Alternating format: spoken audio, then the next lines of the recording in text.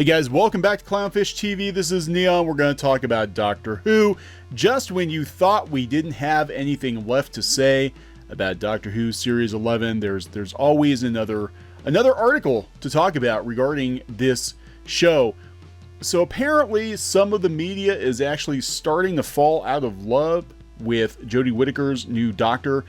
This is coming from the New Statesman. Apparently Doctor Who's just not progressive enough. It's not progressive enough.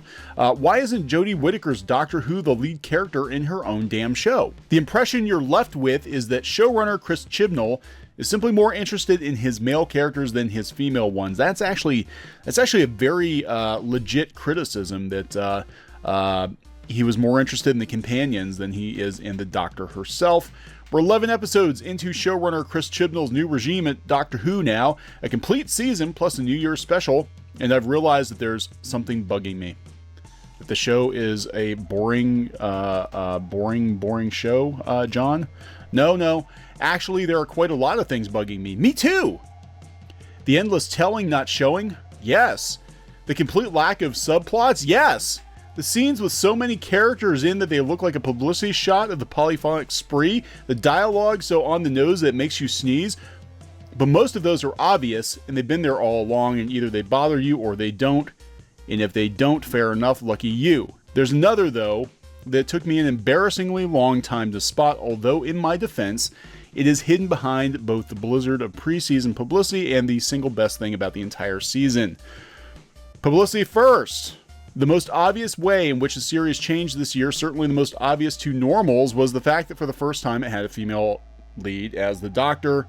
So that was good. There was some disquiet when rumors appeared that the companion was going to be played by Bradley Walsh, yada yada, and lo, it came to pass. God, this is wordy.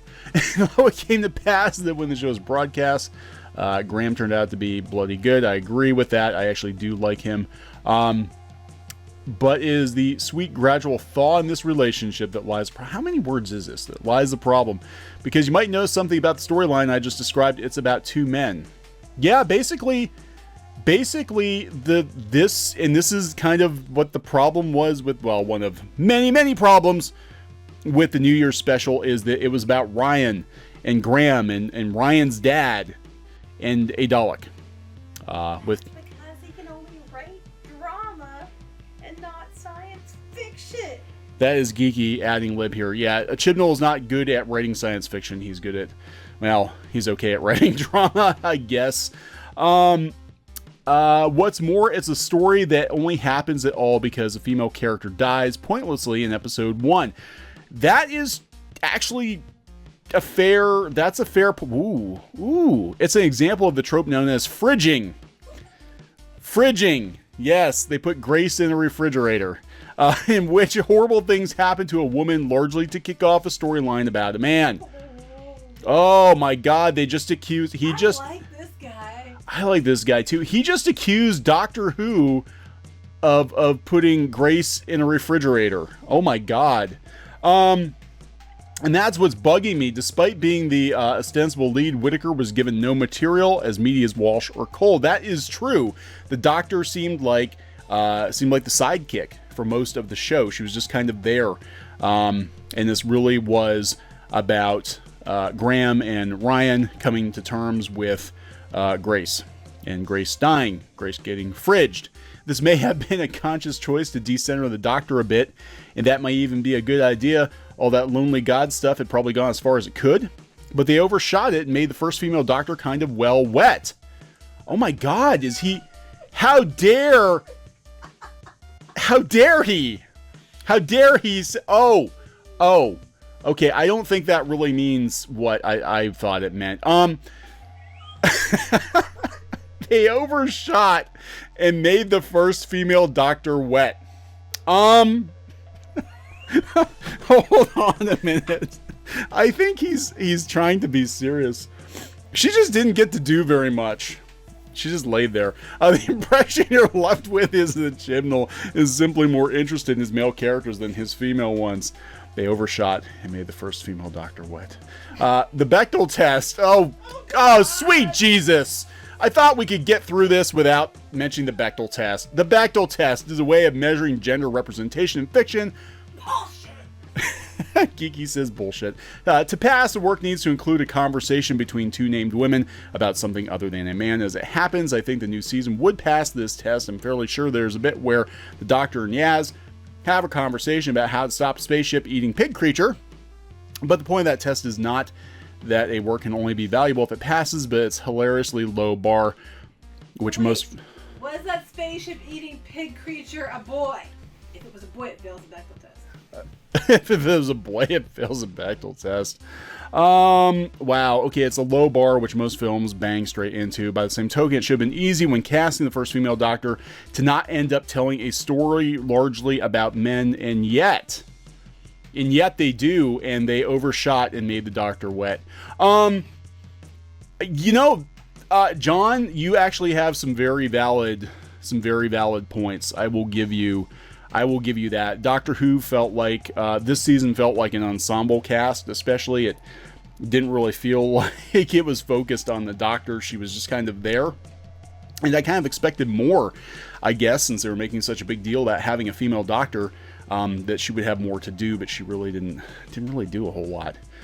So now the New Statesman is not the only mainstream media outlet that's starting to find fault with Doctor Who. I think this is kind of happening now because we've had time to digest the entire season, if you can digest it, and I think we're going to start seeing the Last Jedi effect between now and the next season, where people actually stop to think about what they saw, and they have the entire picture. They had the entire season, and now they're really going to think about it and be like, yeah, you know what? Maybe it wasn't as good. Maybe it wasn't as good as we thought. Maybe the haters are on something. Because here we have Radio Times being a little more polite. They don't accuse the Doctor of being wet. 11 changes Doctor Who fans want when the series returns in 2020. So they're essentially pointing out all the flaws that the quote-unquote haters have been saying all along, but they're trying to do it in a more polite way. More two-parters, fewer companions, and the return of some classic series elements. Yeah, that's what people have been asking. Yeah. So, they tried to start off positive. Jodie Whittaker's first Doctor Who series properly came to an end on New Year's Day, and there's a long old wait until new episodes crop up in early 2020. Overall, you'd have to say it was a success with decent ratings, new fans converted, and some critically acclaimed episodes. Well, yeah, maybe. Critically acclaimed, maybe. Critically acclaimed, I'll give you critically acclaimed. As the TARDIS team traveled to 1950s America, the partition of India, and a far-flung alien moon. But Doctor Who is also a show with ardent, passionate fans who hold it to a high standard. Yes, they do. So what would they like to see change when the sci-fi series does eventually return to TV? That's the question we put to a group of Radio Times readers and Doctor Who fans in the aftermath. That sounds so tragic. The aftermath of Series 11, and their answers, including the parts of the series they had rework, expand, or bin entirely, make for a wide-ranging discussion of new boss Chibnall and Whittaker's first series. In short, while they loved many parts of the series, they felt there was also some room for serious improvement. Wait a second! You are mainstream media, Radio Times. You are not allowed to criticize the Doctor unless you're allowed.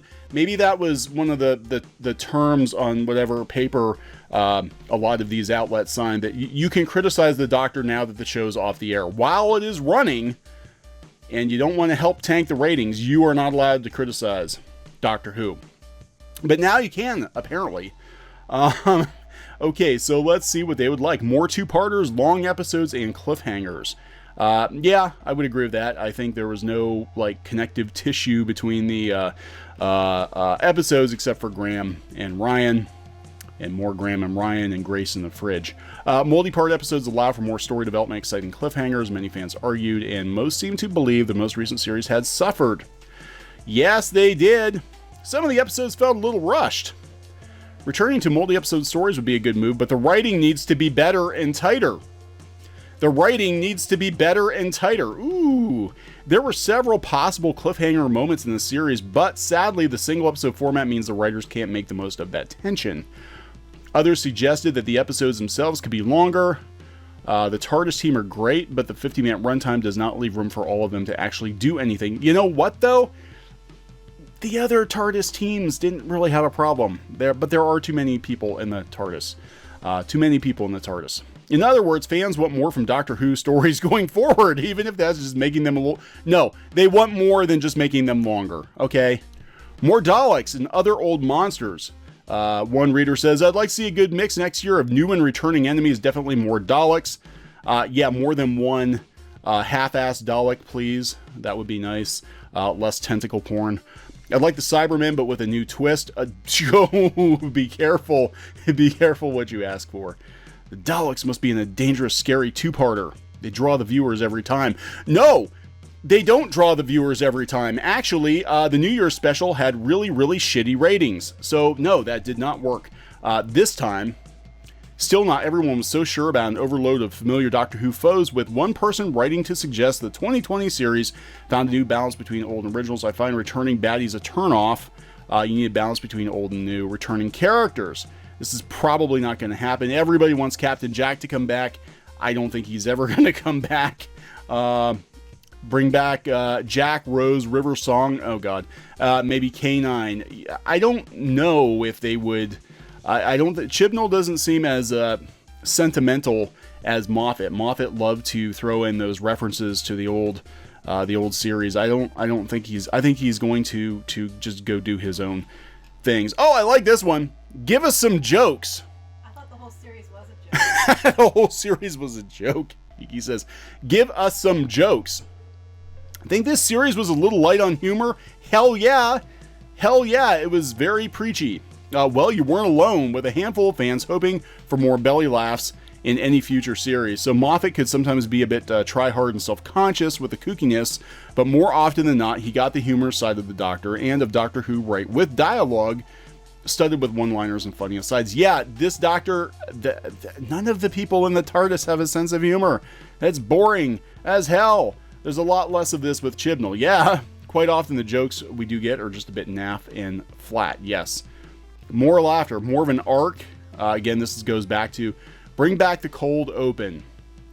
Yeah, okay, so if you're not familiar with the cold open, I'm sure you are if you're listening to this video, but basically they always showed a little bit of the story or teased a bigger story at the beginning, and then they cut to the opening credits, and I think that actually helped draw the viewers in. Now, Classic Who did not do that, but I think for the new series, it works really well to build suspense and make you want to watch, and kind of give you an idea of what kind of story you're watching. This, as much as I actually did appreciate, the one thing I did really like about this season was that they went back to the old school Doctor Who theme song and intro. But yeah, the cold opening would help shake up the companions. How about we just get rid of all of them?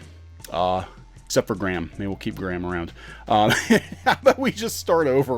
Why don't we just start over and pretend Series 11 didn't happen? Maybe that would be the best way to go. It's too crowded. Yeah, they got way too many people on the TARDIS. A different side to the Doctor. Whittaker's Doctor herself largely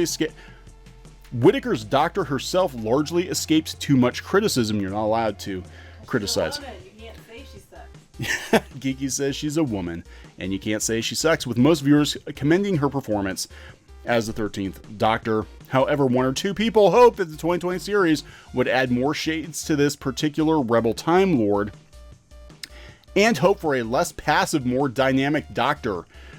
They basically want a Doctor that acts more like the Doctor? Is that what they're saying? But they can't say that without being called sexist pigs. I think it's the script as much as anything, but Jodie Whittaker's Doctor can feel a little flat sometimes. Quirkiness is a big part of being the Doctor, but we also need to see the confident, focused problem solver, and sometimes a bit of fire in the belly, even a bit of darkness. Yeah, Jodie's Doctor freaked out over one Dalek and made a hell of a lot of mistakes and almost got Ryan's dad killed, among other things. Very embarrassing for the Doctor. At the moment, she seems to be doing an impression of someone playing the Doctor. That's actually a pretty fair... I mean, I think she's got potential, but sometimes it feels like she's trying too hard to ape David Tennant. And, you know, I mean, I get that it's supposed to be the same person, but, yeah. I don't know what her personality is like. She's not eccentric like Baker, crotchety like Hartnell, or professorial like Capaldi. I'm not sure what her characteristics are supposed to be. She's a woman. She's a meatheady. She's got boobs. That's her characteristic. Her characteristics are that she has boobs. Is that what you're saying? Because, you know, that this shields you from any criticism whatsoever. She's got boobs and a trench coat. Yeah, that's the shield. And a sonic vibe. You're not allowed to criticize. Sonic vibe. You're not allowed to criticize a woman. If it was a male actor, they would have been criticized up one side down the other by now. Because it's a woman with boobs. The shield of boobs. The shield of boobs. More Sheffield, make it scarier, a villainous end, conclusions. I mean, pretty much.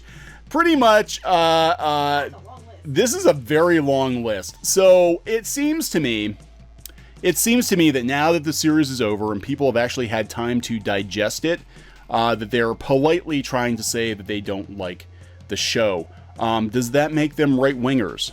Does that make them misogynists or trolls or whatever else that the ardent defenders of Series 11 are calling people who don't like it? I don't know, but it seems like the general public is not too thoroughly impressed with the show. They've got a lot of complaints. Yeah. So in other news, Doctor Who's gonna get a special award. Maybe, possibly. I'm sure it will. It's been nominated for what is, I guess, the UK equivalent of the People's Choice Awards here in the US, where people write in and vote, just kind of average people on the street for their favorite shows. So anybody could vote as many times as they wanted? Yeah, pretty much. So Doctor Who, I think the last time it won was 2014. It wins often, and of course it's been nominated this year for the National Television Awards.